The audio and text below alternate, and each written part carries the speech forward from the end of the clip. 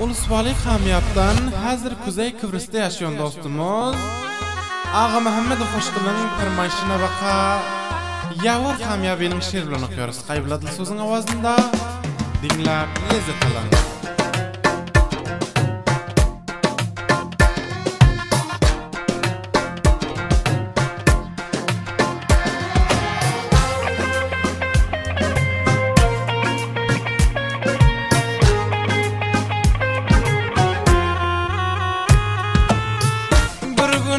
Köşeden öttüm nazettin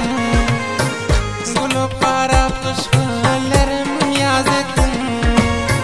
Gülüşüne kumar boldum ey feri Canım aşk baradan özün söz attın Sen özün yaman anayı alıpsın yürekten cayı Gül yüzün 14'ün ay Sen özün yaman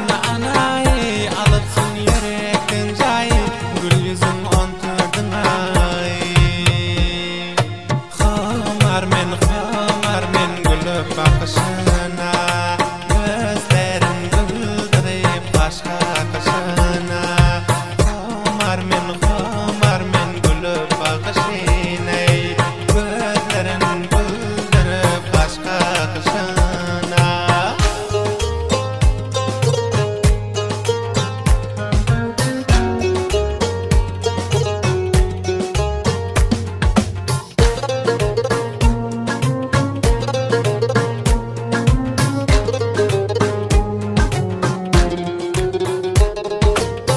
Yandan görsem diye gönlüm heveste Bir tar saçın dünya arzıyor beste Gözlerin karası beni kuydiren Hem sedeftek dişen leblerin kısta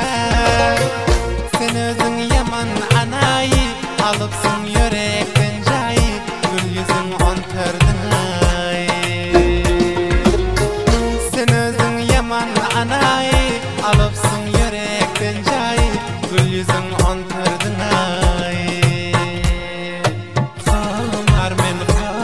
men gülüp bakışına Gözlerin güldürüp başka kaşına Komar men gülüp bakışına Gözlerin güldürüp başka kaşına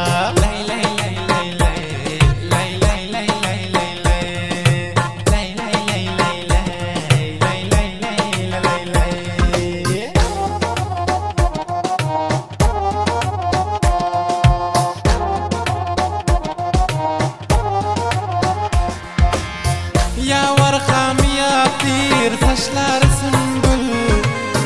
Aldın akıl huşun tez açılan gül Yenem bir görmese nazi dişleri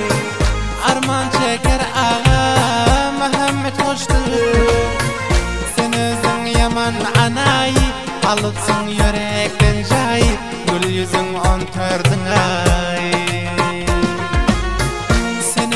Yaman anayı alıpsın yürekten cayı Gül yüzün 14'ün ay Komar men gülüp bakışına Gözlerin güldürüp Komar men gülüp bakışına Gözlerin güldürüp başka kaşına